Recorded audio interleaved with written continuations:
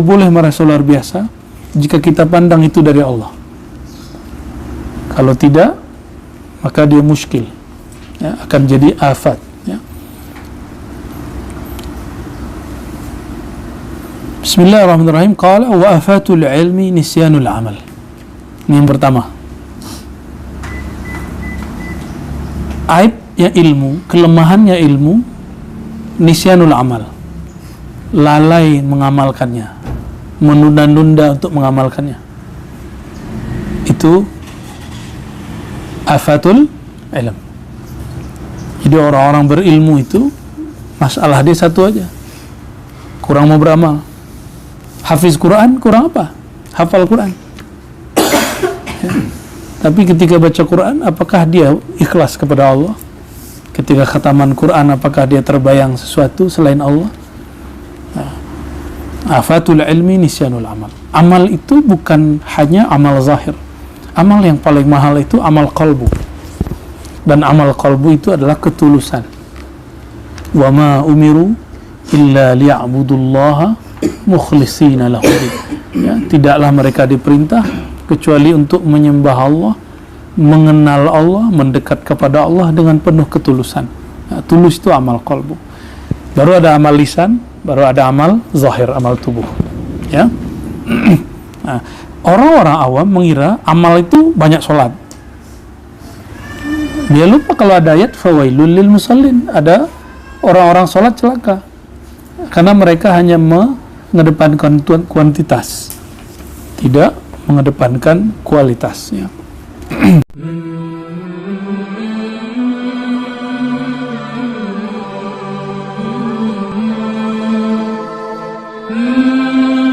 Asyhadu an la ilaha illallah wa asyhadu anna Rasulullah. Hadatul. Amma ba'du. Assalamualaikum warahmatullahi wabarakatuh. Alhamdulillahilladzi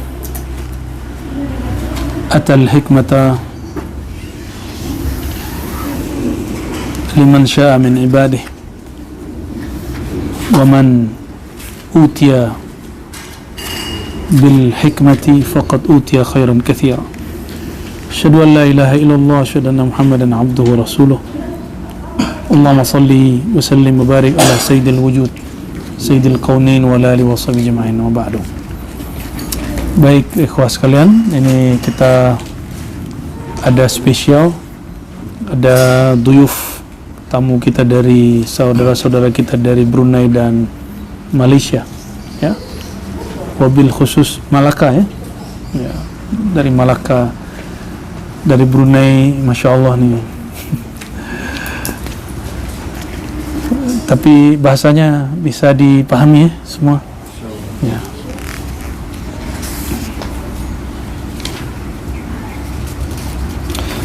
Saya setiap kali ke sini, ke maskan ribatnya talibah, pelajar putri muslimat, biasanya kita membedah kitab Al-Inbah ala Tariqillah, ya, yang disusun oleh Imam Muhyiddin Ibn Arabi, yang bergelar juga dengan Asy-Syaikh Al-Akbar.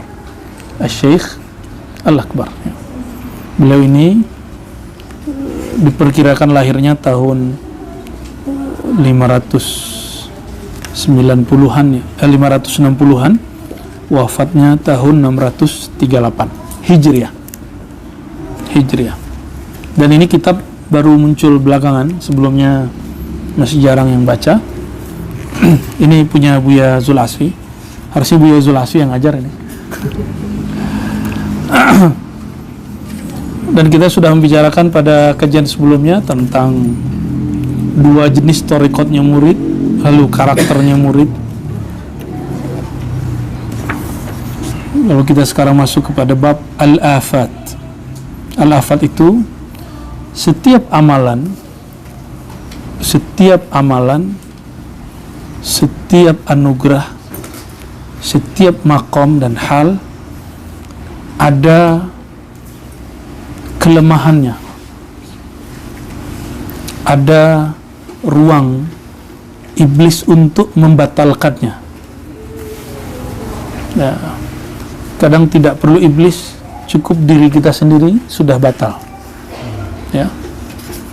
Jadi sebenarnya musuh kita terbesar diri, tapi bukan untuk dihancurkan, untuk dikendalikan. Jadi tidak benar kalau membunuh diri, membunuh kedirian itu tidak boleh. Yang benar itu mendidiknya. Ya. Nah, sekarang kita masuk ke bab al-afat. Ini ada beberapa poin-poin. 1, 2, 3, 4, 5, 6, 7, 8, 9, 10, 11, 12. Ada sekitar 12 quote, ya, kalau kita sebut quote.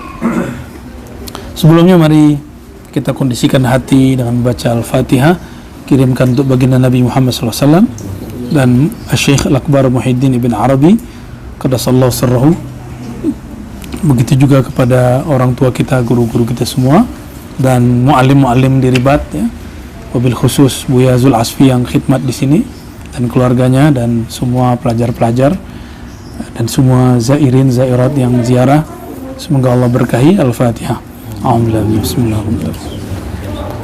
Ya kenapa ya masih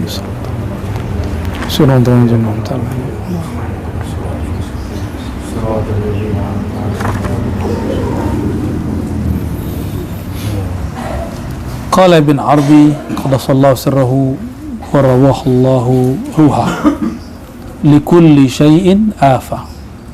Setiap segala sesuatu ada afatnya, ada kelemahannya, ada yang merusaknya.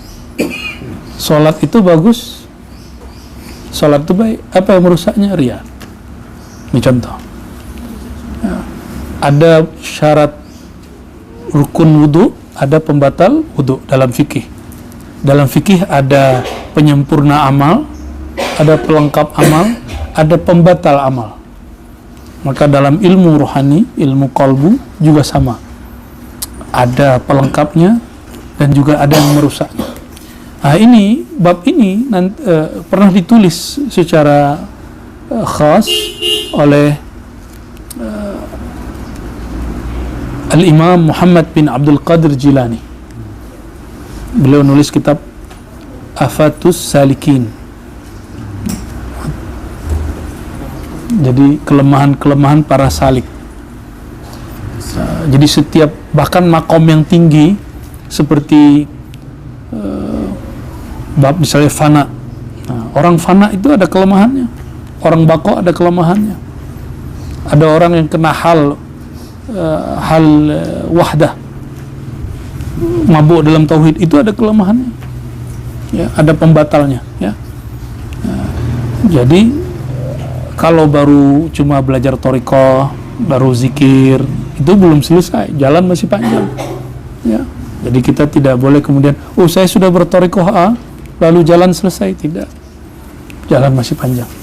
Ya. Anugerah Allah, ilmu Allah itu seabadinya Allah, seluasnya ilmu Allah, seluasnya rahmat Allah. Maka kalau ada orang mengatakan dia paling alim, itu na'udzubillah min dzalik. Jika ada orang mengatakan makomnya paling tinggi, tunggu dulu. Kalau dia sedang mabuk boleh, atau dia tahaddus bin ni'mah boleh. Coba kalau dia merasa dirinya luar biasa, itu yang tidak boleh. Kita baru boleh merasa luar biasa jika kita pandang itu dari Allah. Kalau tidak, maka dia muskil, ya, akan jadi afat. Ya. Bismillahirrahmanirrahim. Qala wa afatul ilmi nisyanul amal. Ini yang pertama. Aibnya ilmu, kelemahannya ilmu, nisyanul amal, lalai mengamalkannya, menunda-nunda untuk mengamalkannya. Itu afatul ilm.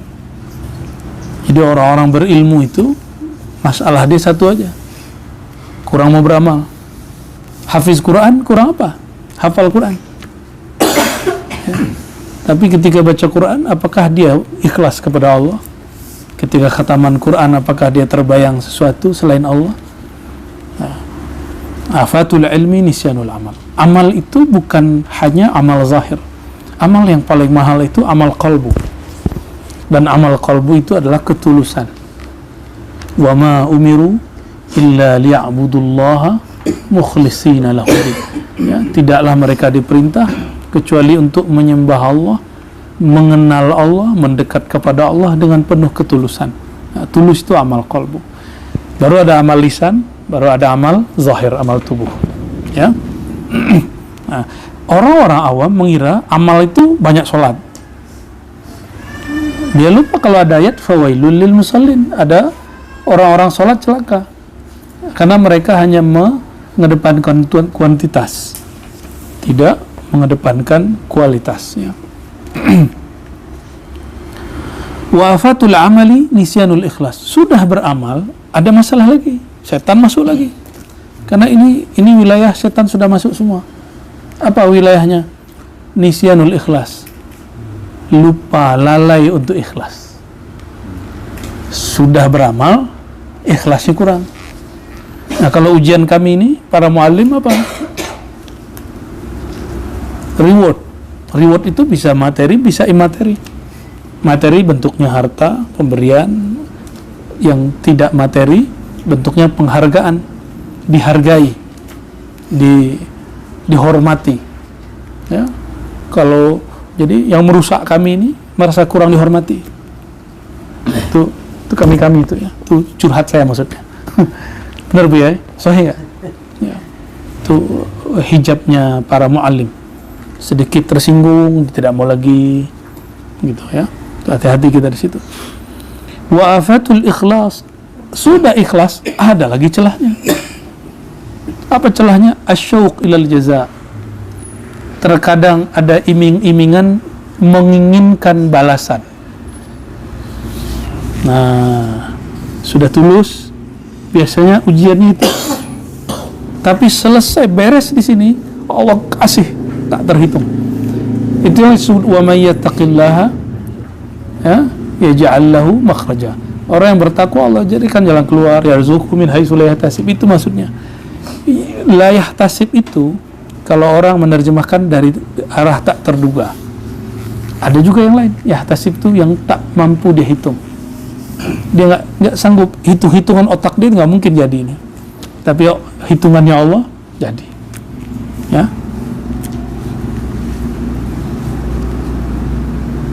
Tapi orang awam baca ayat ini yang terbayang duit. Yarzuqhu min haitsu la yahtasib. Jadi yang terbayang selalu urusan duit. Jadi masalah itu kalau duit tidak ada atau duit itu sedikit, ada pun masalah, apalagi tidak ada.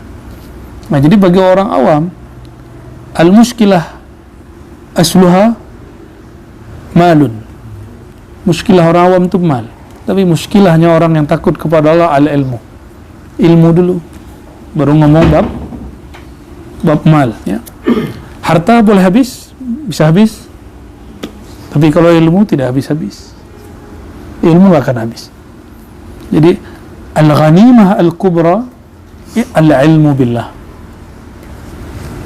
Al-ghanimah al-kubra al-ilmu billah. Harta paling mulia itu adalah harta yang tak terlihat, yaitu engkau mengenal Allah Subhanahu wa ta'ala, pengetahuanmu tentang Allah.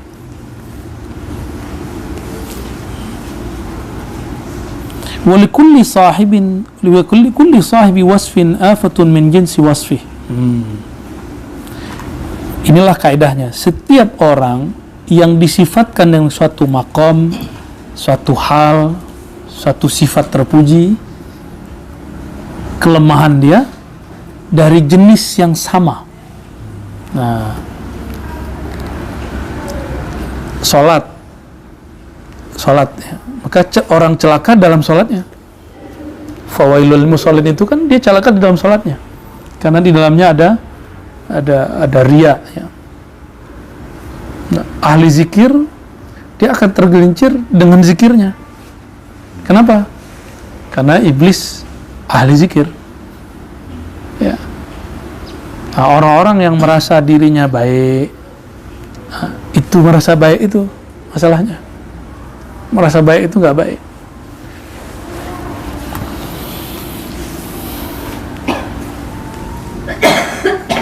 Boleh juga diartikan ini, kulli sahibi wasfin afatun min jinsi wasfih.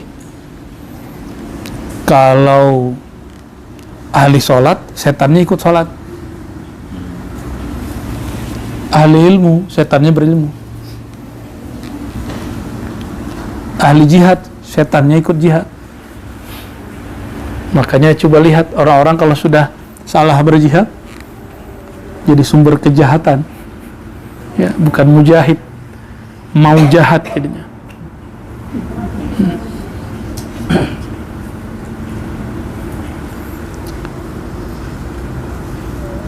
Guru ngaji, muallim, ustadz, kiai, itu kelemahan dia apa? Kalau ada ustadz lain yang ilmunya hampir sama atau lebih dari dia, muncullah iri dengki.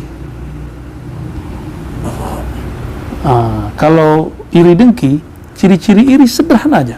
Ini kita dengar kawan kita, kalau saya sesama muallim, sama guru ngaji, sama pendakwah, mendengar kawan saya pendakwah ini dapat musibah, saya katakan, syukurin lo. Atau terdengar dia dihujat orang, rasain lo.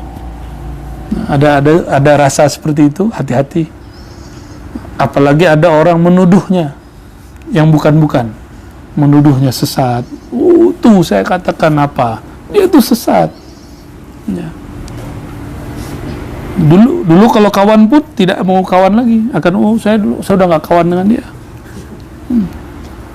Takut dicaci. Disitulah, nih teman-teman, kalau ingin tahu kawan kita siapa, lihatlah siapa yang bersama kita saat kita dimusuhi orang, saat kita dibenci orang, saat kita dianggap sesat oleh orang. Siapa yang bersama kita? Itulah kawan kita yang sebenarnya. Ya. Lagi ada masalah duniawi, dia tetap sama kita. Ada masalah ukhrawi, dia tetap sama kita. Lagi senang, dia dekat. Tidak senang pun dia dekat. Dan yang mutlak begitu siapa? Hanya Allah. Yang mutlak seperti itu hanya Allah. Lalu orang-orang yang Allah lapangkan kalbunya. Jadi bukan sifat itu yang mau kita cari, tapi dekat kepada Allah. Kalau dekat kepada Allah pasti sifat itu dapat. Kalau di Ihya itu kan sederhana. Al-Hasid itu, orang hasad itu, Al-Haqid, dia senang ketika orang susah, kan itu gampangnya. Dia susah kalau ada orang senang. Ya, Imam Ghazali itu bercerita tentang banyak hal. Salah satunya hasadnya ulama itu hubbul jah wal atba', cinta kepada popularitas, tuah, kemuliaan, cinta banyak pengikut. Maka nanti, kalau sekarang pengikut itu bukan lagi jumlah yang hadir, tapi viewer. Ya, berapa yang nonton? Cek video kita sedikit, yang lain banyak. Hati-hati. Ada perasaan sedih, hati-hati. Jadi masih relevan apa yang diajarkan Imam Ghazali di zaman dulu. Nah, kita berlindung kepada Allah dari syaitan min jinsi nafsih itu, ya, dari afah, aib, kelemahan min jinsi wasfih, ya. Fa'afatul ubbad luzumul jama'at. Aib atau afat, kelemahan para ahli ibadah, luzumul jama'at, di saat dia hadir di jamaah, di situ mulai muncul kelemahannya. Apa itu? Wa taqaddum ila saffil awal. Ya, ketika dia merasa, misalnya di depan nih jamaah nih, bagus, ini bagus, tapi di hatinya yang tidak bagus. Lagi begini, azan, saya ke masjid dulu ya, saya ini suka sholat jamaah, menzahirkan kepada orang. Kalau niatnya dakwah boleh, ajak orang, ayo kita jamaah yuk. Gitu. Ada yang kemudian mendahulukan jamaah daripada tamu. Tamu itu wajib dia hormati, sedangkan jamaah sunnah. Nabi SAW ketika ada tamu, maka beliau hanya sholat rawatibnya 2 rakaat. Biasanya Nabi 4 rakaat. Kenapa? Bagi beliau itu menghormati tamu wajib. Seperti itu beliau melakukannya, ya. Wa taqaddum ila safil awal. Nih, yang kedua, selalu ingin di depan, saf terdepan. Ini juga afatul ubbad. Ahli ibadah rusaknya di situ. Akhirnya dia melangkahi pundak-pundak orang yang di belakang, ingin di belakang terus. Sudah pernah lihat? Atau jangan-jangan pernah mengalami? Kalau saya mengalami, ya. Dulu kita seperti itu, ya. Kalau sekarang enggak, kalau tidak ada jalan kita nggak maju, walaupun di tengah, di belakang imam ada yang kosong, ya. Itu menyakiti, merusak mereka yang hadir. Taqaddum ila safil awal, ya.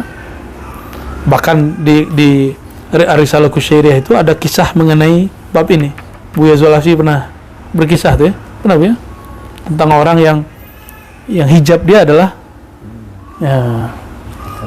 Jadi ada seseorang biasanya di saf depan dan dia terlambat.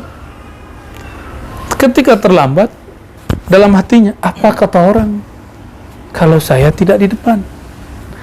Apa kata orang kalau saya tidak di saf pertama? Apa kata orang? Saya kan, nah, suka begitu. Saya suka jemaah, oke, satu, terbagus. Tapi ketika emang kalau masuk masjid harus di depan, kan tidak.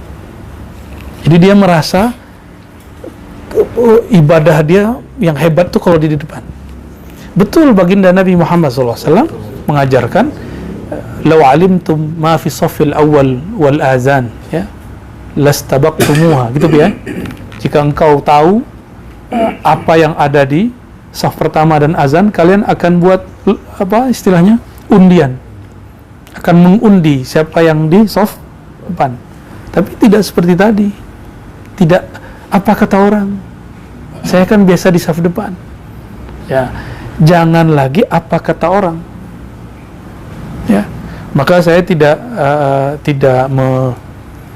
rekomendasikan jika ada beberapa ikhwah kita menceritakan ada yang baru seneng sholat jamaah lalu imamnya dahulu maju, iqamatnya sudah dibacakan, lalu siang telat ini langsung pukul imamnya. Nah, itu contoh yang buruk. Tapi bagi orang-orang awam itu dianggap contoh baik. Berarti dia cinta jamaah. Apa urusannya cinta jamaah dengan pukul imam, ya? Tapi ini biasa orang menceritakan ini lagi mabuk. Nah, kalau bab mabuk lain cerita, boleh dimaklumi, tapi jangan dijadikan sebagai panduan, ya. Waltizamu masjidin wahidin wa makanin wahidin fih. Hanya pergi ke satu masjid. Kalau di satu masjid hanya di tempat itu. Kalau di luar tempat itu ada orang duduk di situ, kita marah. Ya, ini tempat saya, ini makom saya. Lain dengan sahabat Nabi SAW. Itu Sayyidina Abu Bakar punya bab sendiri, tempat duduk itu disebut bab Abu Bakar, bab Umar, bab Utsman, bab Ali. Tidak ada yang mengklaim, Sayyidina Abu Bakar tidak klaim punya dia. Tapi orang-orang sudah tahu ini tempat duduk Sayyidina Abu Bakar. Karena beliau ini masuk guru-guru, dihormati para sahabat, maka para sahabat tidak berani duduk di situ. Itu lain cerita, ya. Wa afatul muridin as-sama, wa afatul munqati'in fil barari al-wahsyatu minal khalq, ya. Afatul muridin, kelemahan yang merusak orang-orang yang sedang memulai jalan kepada Allah, disebut murid. Suka kepada seni sufi, disebut as-sama. Ada seni sufi. Seni sufi ini tidak dianjurkan untuk pemula menurut Imam Ibnu Arabi. As-sama itu bisa bentuknya bernyanyi, berqasidah, ya. Jadi cenderung kepada itu tidak baik. Tapi jika itu ada, ikutin. Jangan kemudian kalau tidak ada hadrah, tidak ada sholawatan, tidak ada yang main terbangan, kemudian wah majelisnya sepi, majelisnya tidak bagus. Tidak mesti begitu, ya. Majelis tidak mesti ada sama. Kalau ada kita nikmati, tidak ada ya tidak masalah. Wafatul munqati'ina fil barari al-wahsyatu minal khalq. Ya. Ada orang-orang yang beruzlah, disebut munqati'in fil barari, ya, orang-orang yang uzlah dulu ke gunung-gunung atau ke hutan. Apa itu? Al-wahsyah minal khalq, takut bergabung dengan makhluk, ya, takut berikhtilat, bercampur baur dengan masyarakat. Betul ada hadis Nabi SAW, beliau mengatakan nanti di akhir zaman fitnah merebak, maka larilah engkau, sebaik-baik engkau adalah yang mempunyai kendaraan, lalu dia berangkat ke tengah hutan. Itu bukan dalil buat perumahan di tengah hutan, ya. Banyak sekarang yang buat perumahan di tengah hutan, katanya perumahan akhir zaman. Kalau mau bisnis, bisnis aja, tidak usah bawa-bawa nama akhir zaman. Akhir zaman itu syai'un muhim kabir.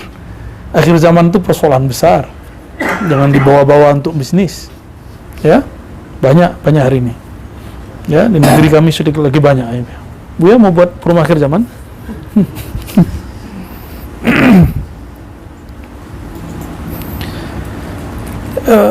Sebenarnya ada orang begini, ada orang uzlah itu yang mazmum, yang menyendiri, dicela Allah. Ada yang uzlah yang mahmudah, yang terpuji. Mazmumah, orang yang uzlah menyendiri, menyepi, lalu dia mengatakan, saya tidak mau bergabung dengan makhluk karena nanti mereka merusak saya. Mereka merusak saya. Orang ini merasa suci dan merasa bahwa selain dia jahat, selain dia rusak. Ini orang yang uzlah, tapi uzlahnya tercelah, mazmum. Ya. Ada uzlah yang dianjurkan. Apa itu? Saya beruzlah karena ingin menjauhkan makhluk dari keburukan saya. Lain? Apa beda uzlah yang mahmudah dengan uzlah yang mazmumah?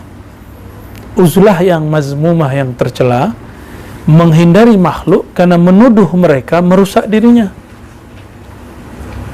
Nah,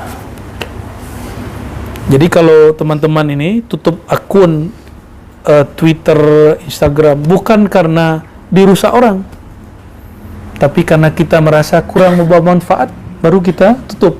Itu uzlah. Apa sebutan akunnya? Uzlah online-nya kalau diistilahkan, ya. Boleh, tidak masalah. Tapi bukan kita merasa, oh, di sosial media itu banyak orang jahat, saya mau baik. Nah, bukan begitu. Kita ingin menata diri. Jangan-jangan kita yang kurang baik, kita yang kurang soleh. Ini perbedaan uzlah yang sadiq, yang benar, dengan uzlah yang kazibah, yang sadiqah dan kazibah. Uzlah yang benar itu, yang bagus itu, ketika saya berniat menyendiri, ingin menjauhkan makhluk dari keburukan diri, ya. Bukan merasa diri saya suci, tidak mau dirusak oleh makhluk itu lain, ya. Itu al-mughtarrun, orang-orang yang tertipu. Wa amma as-sufiyyah al-futuwatu wal-ithar ala ilmil munqana. Ini nggak usah kita bahas dulu, ini babnya bab futuwah. Itu masuk ke bab pergerakan, ya. Kita tinggalkan dulu. Wa afatul arifin muwazanatu nufusihim ma'ar Rabb. Ya. Afatnya orang-orang yang bermakrifat. Orang makrifat juga masih ada celahnya. Ya. Muwazanatu nufusihim ma'ar Rabb, menimbang-nimbang dirinya bersama Allah. Sedekat apa dia kepada Allah? Dia merasa tahu, oh, saya di sini, yang si anu belum. Ya, ini, makom itu belum, saya sudah. Merasa makomnya lebih tinggi. Ya, muwazanatu nufusihim ma'ar Rabb. Dia timbang-timbang makom-makom dirinya bersama Allah SWT. Ya, bahkan, nah, itu dia bab makomat dan ahwal. Ada dalam bab syatahat, ketika ada yang mengatakan, ya, wujudku wujud Allah, sedangkan dia belum fana. Nah, fi'ilku fi'il Allah, dia belum fana. Apa lagi? Zatku zat Allah, dia belum fana dan baqa. Berkalam begitu haram. Itu hanya boleh dikatakan oleh orang-orang yang sakar, yang sedang mabuk, yang sedang fana fillah, ya, fi ismillah, fi fi'lillah, fi sifatillah. Kalau enggak, haram mengatakan itu. Nah, itu bagian dari muwazanah. Maka kita husnuzan. Nah, ini jika ada di kalangan pendahulu kita seperti itu, kita husnuzan, bukan menyalahkan. Seperti Abu Mansur Al-Hajlaj, Abu Yazid Al-Bustami, ada siapa, Ibn Arabi, pengarang kitab ini. Kalau di Indonesia ada Syekh Siti Jenar. Kita husnuzan, membangun agama itu dalam husnuzan. Kita belajar akidah bukan untuk nyalahin orang terdahulu, seperti yang diniatkan sebagian orang. Mau belajar ilmu atau tauhid ahlu sunnah ataupun wahabi, tapi kebanyakan niatnya mau nyalahkan orang.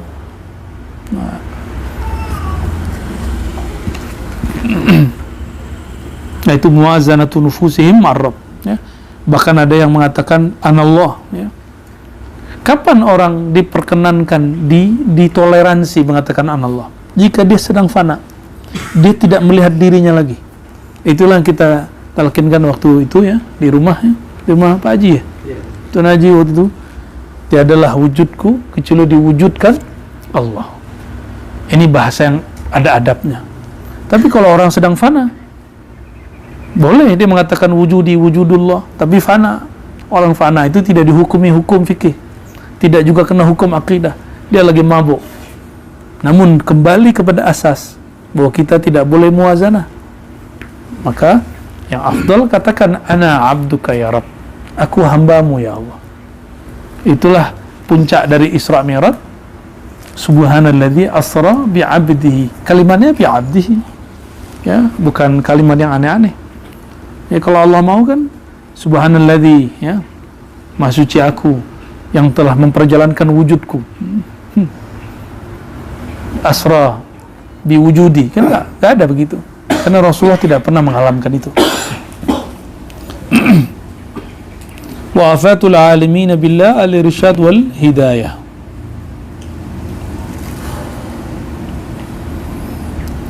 Afatul alimin billah, orang-orang yang alim, yang mengenal Allah, kelemahan dia ketika dia irsyad wal hidayah. Kelemahannya saat mengajar dan memberi tunjuk ajar, ya. Nah, ketika mengirsyad itu, di situ nanti ada godaan-godaannya, ya. Di situ nanti biasanya merasa merasa berjasa dalam mengajar,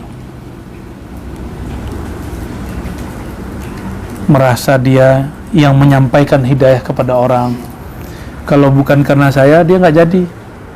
Nah, kalimat-kalimat itu kalau muncul, ini kita tidak perkenankan, ya. Wasalahu hadhil afat bitabarri wal fana. Cara untuk menghabiskan afat ini, kelemahan-kelemahan itu adalah dengan melepaskan diri, itulah taubat, wal fana, lalu fana, ya, fana dalam nama Allah, fana dalam sifat Allah, fana dalam fi'il Allah, fana dalam mencintai zatullah, ya. Az-zuhdul haqiqi wa qala. Nah, ini udah pindah, bukan bab yang afat, bab baru. Banyak orang berkalam tentang zuhud. Nah, ini sudah bab baru, ya. Bahwa zuhud itu harus miskin, zuhud itu harus meninggalkan harta, tidak boleh punya kendaraan, zuhud itu tidak boleh punya duit. Bukan, itu keliru. Itu namanya miskin. Bukan itu. Kalau begitu Allah cukup kasih makom miskin, kan ada nggak makom miskin? Nggak ada. Yang ada makom zuhud. Berarti miskin dengan zuhud itu berlain. Miskin dan zuhud itu berlain. Karena seandainya zuhud itu sama dengan miskin, cukup dibuat makom al-maskanah, ya, makomul faqr, ya. Tapi faqr itu kan maknanya banyak, ada. Tapi kalau miskin nggak ada. Dan sungguh su'ul adab jika ada orang mengatakan Rasulullah itu miskin. Jadi yang pernah mengatakan itu tobat kepada Allah. Imam As-Subki, ayah dan anaknya Taqiyuddin dan Tajuddin Subki, dua-duanya mengharamkan itu dan mengatakan itu suul adab kepada Rasulullah SAW. Ya, karena mungkin orang seperti beliau miskin, menafkahi 13 istri, 11 istri, 9 istri di akhir sebelum wafat beliau. Tidak mungkin itu miskin. Pasti beliau orang berpunya, ya. Ini satu istri aja mau udah hilang lagi. Ya. Jadi mahwa zuhud. Nah, ini penjelasan Imam Ibn Arabi, dan penjelasan ini sama dengan yang dijelaskan dulu oleh Imam Syekh Abdul Qadir Jilani, oleh Abu Yazid Bustami, Junaid, sama persis, ya. Di sini kalimatnya laisa zuhdu bitarkil mali wal jah. Zuhud itu bukan kamu meninggalkan harta dan popularitas atau jah, kemuliaan. Wa innamaz zuhud itu hanyalah. Jadi zuhud itu hanyalah. Hanya loh, ya, lil hasr ini. Tarkul ishtighal bi ghairillah ma'a tamasyihil adla fi ma siwallah. Dua. Jadi ada dua rukun zuhud. Pertama, tarkul ishtighal bi ghairillah. Tidak sibuk kepada selain Allah. Hatinya. Sedangkan zahirnya ma'at tamasyihil adla fi ma siwallah. Dia tetap menjalani secara adil, proporsional kepada selain Allah, itu dunia. Dunia, keluarga, pekerjaan, usaha, ya. Jadi zuhud bukan dengan cara meninggalkan dunia. Tapi jika ada kawan kita zuhud lalu dia pensiun dini, boleh. Lalu dia membuat usaha baru, boleh. Ya. Jadi zuhud itu bukan tutup akun Instagram, ya. Itu bukan zuhud. Tutup akun bank, bukan. Tidak ada urusan. Yo. Yang ada, orang tutup akun bank itu karena dia terlilit utang, ya. Lalu mencari alibi, cari gerakan anti bank. Dulu ketika memanfaatkan bank, diam, sukut.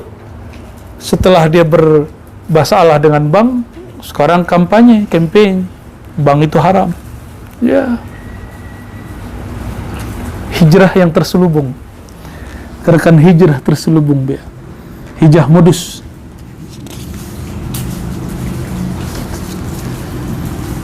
خلاص وصل من ننتظره بويا الدمي. Nah, خلاص وصل. طيب. وقال من ادعى. Ini ada bab baru lagi.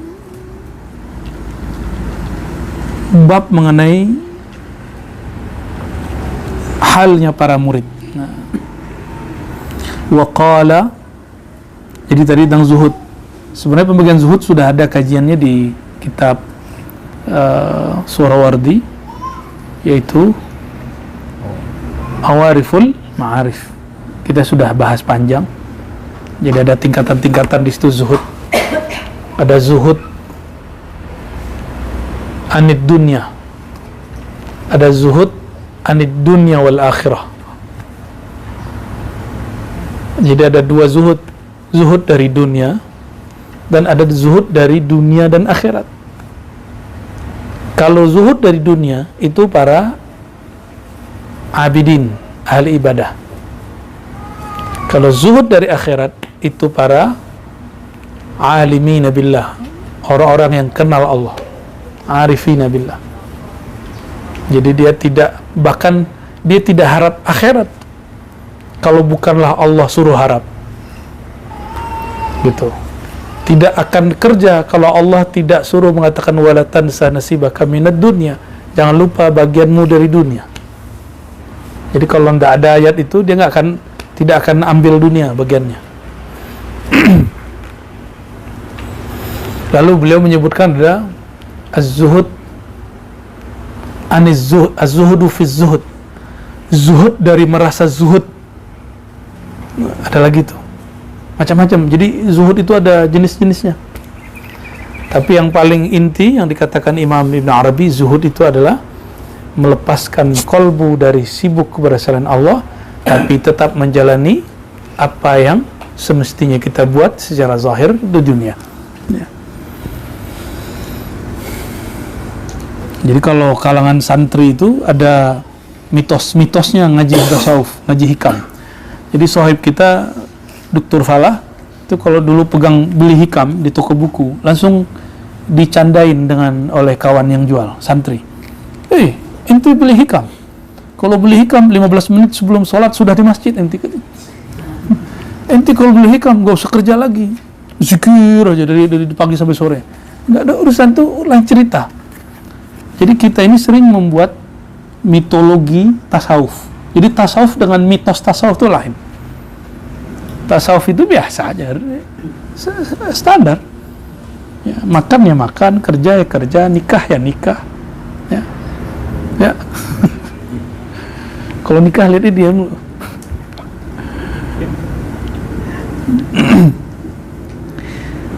Qala man idda'a al-ma'rifata, jadi kita tinggalkan bab zuhud. Man idda'a al-ma'rifata wa qata'ahu syai'un anillah fa huwa kadhib.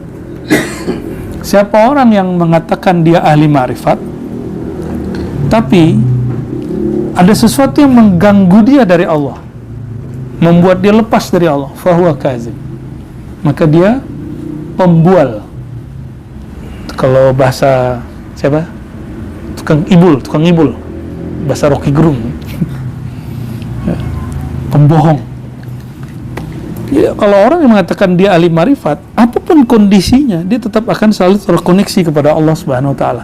Mau senang susah, saat disenangi orang, tidak disenangi orang, kembalinya ke Allah. Ya.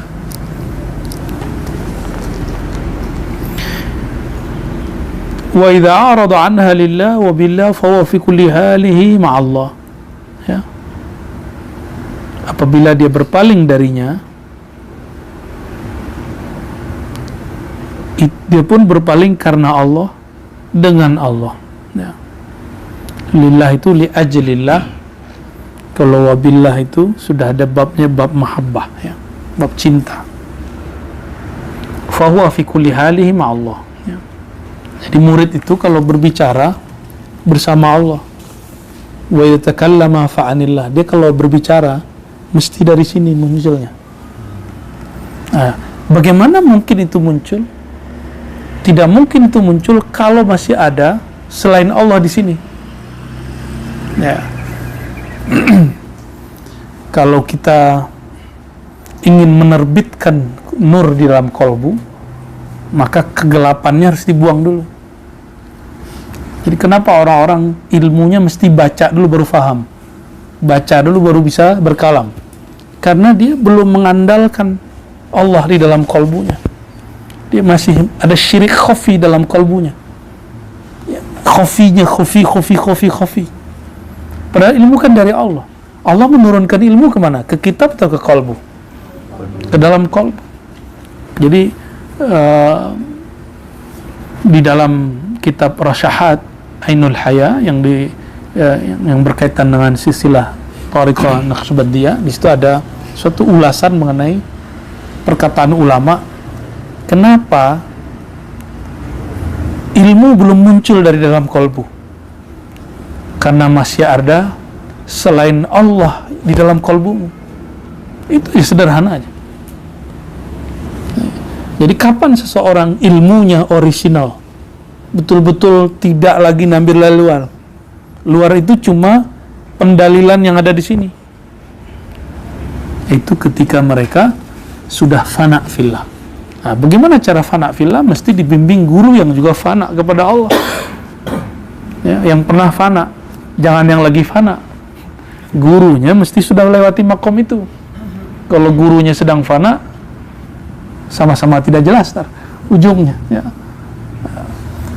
Belajar silat bukan kepada orang yang sedang belajar silat, tapi kepada orang yang sudah selesai belajar silat, kira-kira begitu. Nanti kalau belajarnya kepada orang yang lagi belajar, ya sesat bersama. Hore, sesat bersama. Wa idza takallama fa'al. Kalau dia berkalam, kalamnya bukan lagi sekedar merujuk kepada yang zahir, tapi merujuk kepada yang itulah makna kalam Sidi Syekh Al-Imam Abu Yazid Al-Bustami. Jadi beliau berdialog dengan orang-orang yang mengandalkan hafalan. Beliau tidak menghina, cuma karena mereka menghina Abu Yazid, apa kata beliau? Kalian nih sok-sok hebat, ya. Akhaztum ilmakum min maitin an maitin wa akhazna ilmana min al-hayy alladhi la yamut. Terjemahin Bu ya. Itu ngeri, itu bahasa itu ngeri. Tapi itu saya pahamnya di situ. Ini kalimat ini.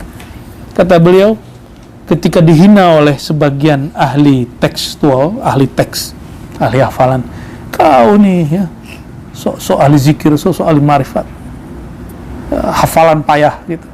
Apa jawaban beliau? Terima kasih. Tapi mau gimana pun juga kalian mengambil ilmu dari orang sudah mati. Itu buku yang kalian baca itu orangnya sudah mati. Si pengarang bukunya sudah mati. Bahkan yang paling ajib itu adalah awal munculnya teori yang dilakukan oleh siapa dulu namanya? Buya pernah dengar nggak Buya? Schleiermacher. Jadi ada namanya kematian penulis, death of author, ya, kematian penulis. Jadi kalau saya tulis buku, kata dia, ya, kalau seingat saya Schleiermacher, kalau belakangan yang mengembangkan itu Gadamer, ya, nanti kalau kurang pas silakan dikoreksi Bu ya. Jadi kalau sudah selesai tulis buku, penulisnya dianggap mati. Artinya si pembaca bebas, mau dia hafalkan, mau dia pahami, terserah. Itu teori dalam sastra, tapi berkembang luas dalam membaca semua teks. Ternyata di abad, kalau Masehinya berapa itu? Abad ke-9. Ya, bukan abad ke-2, 200-an, 8 ya? Nah ya, 800-an. Abad ke-9. Abad ke-9 Masehi, Abu Yazid sudah ngomong begitu. Kalian tuh payah, ahli teks, ngambil ilmu dari orang yang sudah mati. Itu kitabnya juga udah mati. Kitabnya ada nyawa nggak? Apa maksudnya? Sedangkan kami, kata beliau Abu Yazid, akhazna ilmana min al-hayy alladhi la yamut. Kami mengambil ilmu kami dari yang hidup, yang tidak pernah mati. Al-hayy alladhi la yamut itu ada yang mutlak, ada yang muqayyad. Yang mutlak Allah, yang muqayyad ahlullah. Ahlullah itu la yamutun, enggak mati. Ayatnya ada kan? Udah jelas kan? Ya, wala taqulu liman yuqtalu fi sabilillahi amwat. Jelas itu. Jadi ada yang hayah mutlaqah, ada yang hayah yang ghair mutlaq, yang nisbi atau muqayyad. Itulah zat Sayyidina Muhammad SAW. Ya. Maka Abu Yazid ngambil ilmunya lewat Nabi Muhammad SAW. Begitu. Dan itu masih lumayan Bu ya. Di silsilah Naqsyabandiyah itu ada 2 jalur. Satu jalur dari fulan yang masih hidup. Yang kedua langsung Abu Yazid kepada Imam Ja'far Shadiq. Jaraknya 1 abad. Secara ilmu tarajum, ilmu biografi tidak temu. Maka Abu Zahabi mengatakan waqila annahu akhaza, anna Abu Yazid akhaza an rajulin an Ja'far. Tapi saya percaya, karena sampai sekarang kita ada data, ada orang yang sudah meninggal hidup lagi. Ya. Kalau Allah berkehendak mungkin aja. Nggak usah pakai ilmu aneh-aneh, pakai ilmu akidah. Allah jika berkehendak ada yang mati lalu hidup, jadi nggak? Itu cukup dalilnya. Ya. Tapi karena kita sudah dijajah oleh ilmu-ilmu materialisme yang diajarkan orang-orang Barat dari masa ke masa ini, akhirnya kita tidak percaya kalau ada orang mati hidup lagi. Ya. Kalau wali kan suka-suka dia kalau mau hidup lagi diizinkan Allah. Itu Nabi ketika para Nabi, ketika Nabi Muhammad SAW Isra, dihidupkan semua dan mereka jadi makmumnya baginda Nabi Muhammad SAW. Ini sudah mulai panas ya. Panas otak atau panas badan nih? Maksud Abu Yazid, kami ngambil ilmu kami dari kolbu. Kolbu langsung terhubung kepada ruh kepada Allah. Itu maksudnya. Ya, metodologi sederhana. Bersihkan kolbu, maka Allah akan mengisi. Kosongkan kolbu, maka Allah akan isi. Kosongkan dari selain Allah. Wa idza qa'ada fama Allah. Murid kalau duduk, dia duduk dengan Allah. Maka dia nggak lepas dari menyebut nama Allah. Jadi jarang mengeluh lah ya. Wa idza warada fa min Allah. Jika dia datang, maka dia datang merasa datang dari Allah. Wa idza rahala fa ila Allah. Jika dia berangkat berjalan, maka jawabannya dia berjalan kepada Allah. Wa idza jalasa fa fillah. Jika dia duduknya dalam rahmatnya Allah ya. Fa huwa billah wa anillah wa ma'allah wa minallah wa ilallah wa fillah. Itu ada berapa tuh? Fa huwa billah 1, anillah 2, ma'allah 3, minallah 4, ilallah 5, wa fillah 6. Fala ya'rifu ghairallah. Dia nggak tahu, rumusnya cuma Allah. Dia tidak tahu apa-apa kecuali hanya bumi Allah, ilmu Allah. Jadi bolehkah saya kagum dengan ilmu saya? Tidak boleh. Tapi saya boleh kagum dengan ilmu Allah. Jadi jika yang diberikan ini rasanya terlihat dari Allah, baru boleh kagum. Disitulah boleh namanya tahaddus bin ni'mah. Inilah makomnya 6 ini. Billah, anillah, ma'allah, minallah, ilallah, fillah. 6 ini ada, baru boleh berbangga. Itulah yang dikatakan baginda Nabi Muhammad SAW ketika mengatakan, Ana sayyidu waladi Adam wala fakhr. Aku penghulu kalian, pimpinan kalian di akhirat nanti. Ini bukan sombong. Ini dari Allah, maksudnya begitu. Ya. Idza qala Allah qala kulla syai'in ma'ahu Allah. Idza qala Allah, jika dia mengatakan Allah, maka yang lain ikut menyebut nama Allah. Itu halul murid. Ini namanya disebut fana fillah. Fana dalam nama Allah.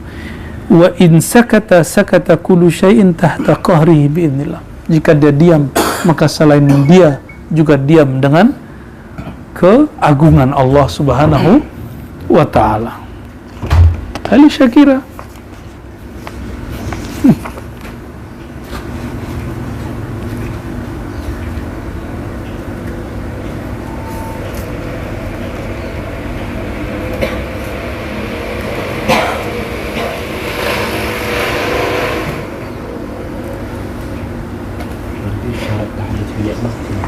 Syarat tahaddus bin ni'mah yakni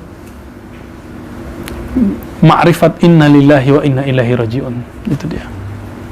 Jadi ini kan ngapalnya susah, cukup diganti ma'rifat inna lillah wa inna, kami dari Allah berpulang kepada Allah. Jadi boleh bercerita tentang prestasi, kebaikan, pencapaian-pencapaian, pemberian-pemberian Allah, tapi dalam rangka mengenalkan Allah itu juga. Allah itu pencemburu, sangat pencemburu ya. Maka dia tidak ingin ada sesuatu selainnya ya. Dan hanya dia yang boleh begitu ya. Kalau kita nggak boleh. Saya misalnya punya murid, terus murid nggak ngakuin dirinya sebagai murid, kita nggak ada apa-apa. Nanti kan Allah yang turun tangan ya. Dan dalam segala hal ya. Jadi yang disebut, coba ayatnya, ini uslubnya luar biasa. Yang akhir surat Ad-Duha itu, wa amma bi ni'mati rabbika fahaddis. Bukan fahaddis dulu, tapi ni'mati rabbikanya dulu. Adapun terhadap nikmat yang datang dari Tuhanmu. Jadi yang didahulukan itu nama Allah dulu. Fahaddis, baru kok cerita. Jadi fokusnya bukan kepada ceritanya, cerita nikmatnya, tapi kepada cerita tentang yang punya nikmat.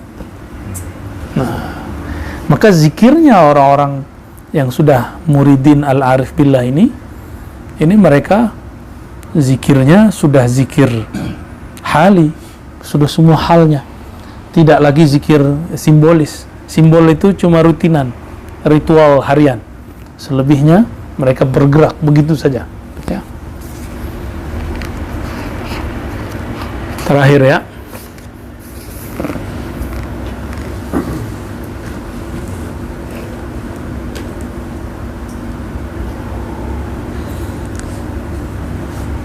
kita loncat ya, tinggalkan satu. Asyubha wad dalil. Kalau di teman-teman salafi itu ada yang disebut syubhat.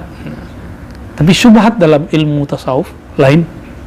Syubhat dalam ilmu mungkin bagi teman-teman Wahabi, Salafi itu misalnya syubhat ar-Razi gitu. Syubhat asfi. Jadi syubhat itu untuk menjelaskan kesesatan orang. Syubhat siapa gitu kan? Gitu kan mereka kalau nyebut syubhat. Kita nyebut syubhat bukan untuk itu. Kita istilah ini hanya diperuntukkan untuk mengenal Allah.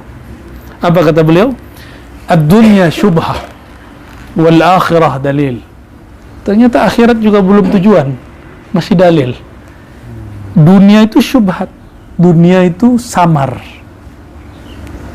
masih remang-remang, samar. Syubhat itu dalam hukum fikih berarti sesuatu yang hukum keharamannya lebih dekat daripada hukum halalnya. Itu syubhat. Hukum ke arah haramnya lebih dekat daripada halalnya, itu syubhat. Dunia itu syubhat kata beliau. Wal akhirah dalil. Sedangkan akhirat itu hanyalah dalil. Dalil itu map. GPS. GPS itu tujuan atau alat tujuan. Nah, ini yang bisa berbicara begini hanya ahli ma'rifat. Akhirat pun belum tujuan. Jadi kalau sekarang itu, mohon maaf ya, syair-syair Islam itu kayaknya dunia bukan tujuan, akhirat tujuan. Nah, itu bagi abidin, ahli ibadah, ahli ritual, ahli simbol. Apakah itu benar? Benar, tapi di level itu. Jadi kita pun tidak salahkan jika ada orang yang mengatakan dunia bukan tujuan, Allah akhiratlah tujuan. Silakan. Tapi kalau ingin belajar ma'rifatullah, akhirat pun baru dalil. Dalil menunjukkan Allah. Jadi kalau orang-orang ahli kalam, ahli akidah mengatakan bahwa alam ini dalil menunjukkan Allah, bagi ahli ma'rifat kurang. Tidak hanya alam ini, hatta akhirat juga masih dalil. Hatta akhirat juga masih dalil.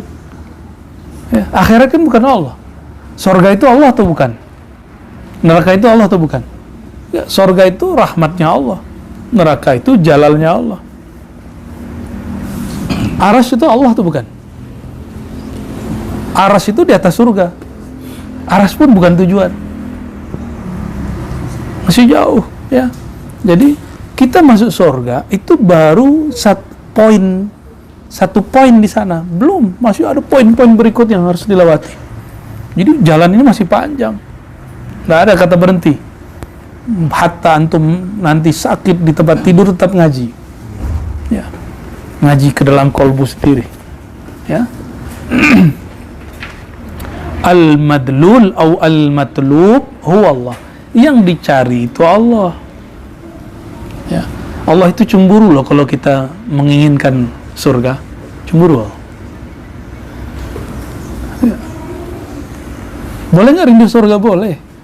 Tapi merindui surga karena dia rahmatnya Allah, itu baru boleh.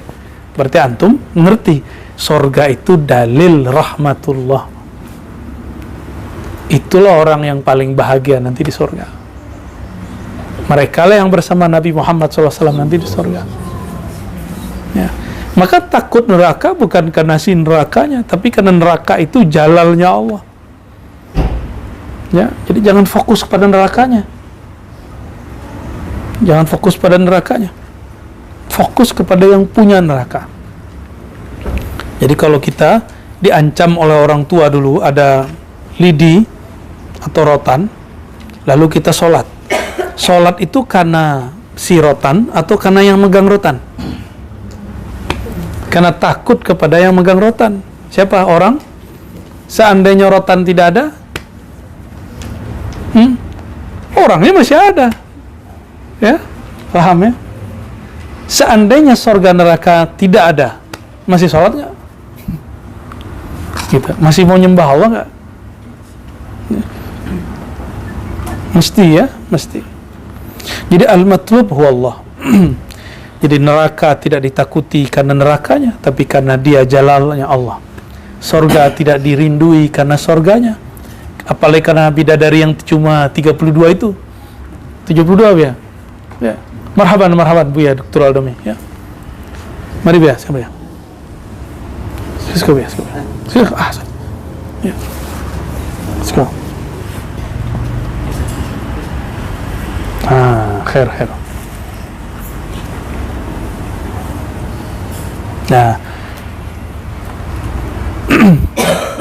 taman-taman surga di dunia zikrullah. Apa buah zikrullah? Ketenangan. Tenang itu sekarang juga sudah jadi berhala. Khusyuk jadi berhala. Benar nggak?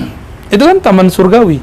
Ketika orang hanya mengharapkan tenang, lalu dia tidak mendapatkan itu di suatu majelis, dia akan tinggalkan majelis itu.